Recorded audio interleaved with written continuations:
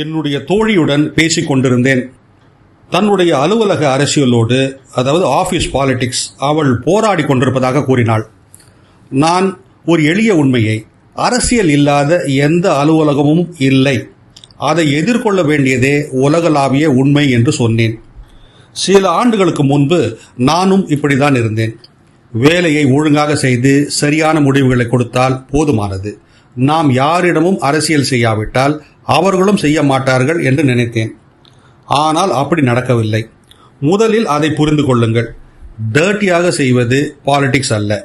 விழிப்புணர்வோடு இருப்பது, யாரிடம் அதிகாரம் இருக்கிறது என்பதை கண்டுபிடிப்பது, பவர் டைனாமிக்ஸை கண்டுபிடித்து அதற்கேற்ப நடந்து கொள்வதெல்லாம் அரசியல்தான்.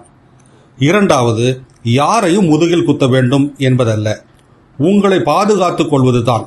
எல்லோரும் உங்களை குறித்து நல்ல எண்ணம் கொண்டிருக்க மாட்டார்கள். உங்களுக்கு நீங்களே நல்ல நண்பனாக, கூட்டாளியாக, தோழியாக இருக்க வேண்டியதுதான். உங்களுக்கு உதவக்கூடிய சில பாடங்கள், நினைப்பும் செயல்பாடும். நீங்கள் செய்யும் வேலை எப்போதும் உங்களுக்காக பேசாது. மாறாக நீங்கள் தான் வேலைக்காக பேச வேண்டும். வேலையை திறமையாக செய்யுங்கள். அதே வேளையில் நீங்கள் செய்ததை சொல்லுங்கள். Think before outshining your boss. உங்கள் பாஸை காட்டிலும் திறமையாக இருப்பதற்கு முன்பு யோசியுங்கள். சில மேலாளர்கள் கம்பெனிக்கு எது நல்லது என்று யோசிப்பார்கள்.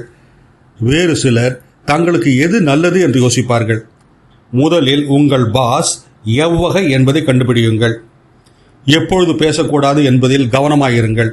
எல்லா விஷயங்களையும் உடன் வேலை பார்ப்பவர்களிடம் பகிர்ந்து கொள்ள வேண்டிய அவசியம் இல்லை.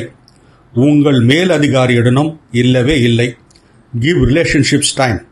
நம்பிக்கையை சம்பாதியுங்கள். எப்படி இருந்தாலும் டர்ட்டி அரசியல் செய்யாதீர்கள். ஆனால் ஸ்மார்ட் அரசியல் செய்யுங்கள். வேலை, அலுவலகம் எல்லாம் ஒரு கேம் தான். யார் புரிந்து கொள்கிறார்களோ அவர்களே உயர முடியும்.